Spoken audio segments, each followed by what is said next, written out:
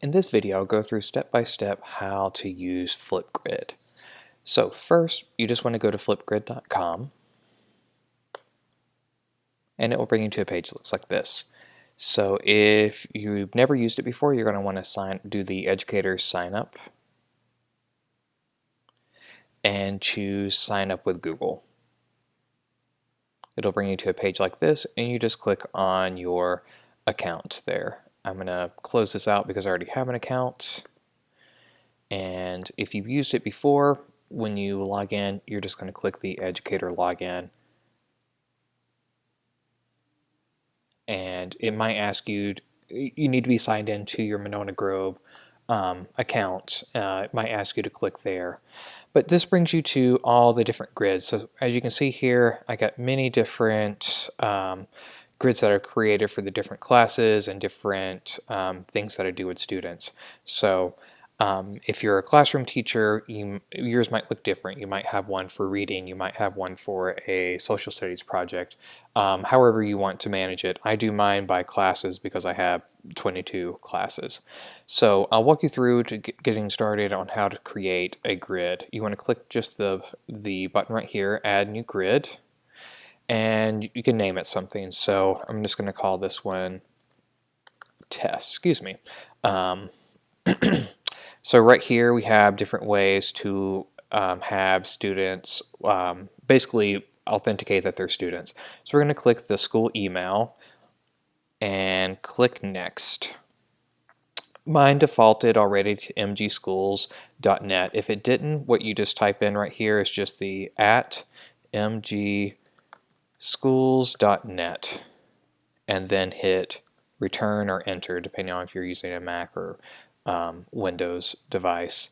So what this is doing is saying that only students who are logged into their Google account, so if they're using the Chromebooks, they're already logged in, only those with the @mgschools.net domain can use this grid.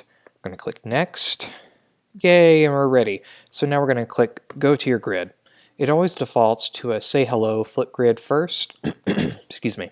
So I'm going to click up here, just add a new topic. So let's say I'm doing a book club. Book club reflection. That's what I'm going to call it. I have my different time I can choose right here. So let's say I want to give students up to 5 minutes to record. So this is where I can give them a prompt, what they're making their recording about. So this, you can just write whatever here. Reflect on how the book discussion went. You want to add more there than just that. You also have the option here to record a video. So you can click the record a video, and this will allow you to basically where you can talk to your students, walk them through what it is that they're doing. So I'm going to close this out, but just to do it, to record the video, just click the record button here. You also have a whiteboard option.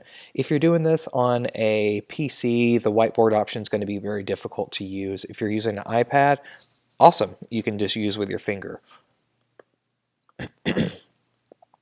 So that's how you basically give the prompt. You have a few more options that you can choose from. So down here with more options, you can click on it. I'm going to scroll down a little bit.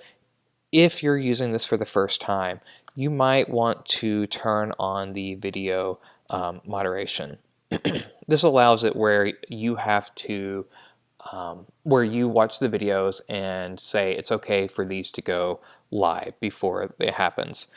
You also have the option here, and it defaults to on already, the student-to-student reply, where they can reply to each other's videos. If you scroll down a little bit further, you have different video features. So it always defaults to having a selfie and a video. And so what that means is when they upload their videos, they have to do a selfie of themselves, so that way you can see who the video is about. You can turn that off and just do video only if you want to. I just leave it on. If you don't like emojis and different things like that appearing in the video, you'll want to turn off the sticky notes right here. students will go a little crazy sometimes with the emojis, having themselves wear sunglasses and things like that. It is fun for them to do, but it can be distracting at times. So it's up to you what you do. I just leave it on for the most part.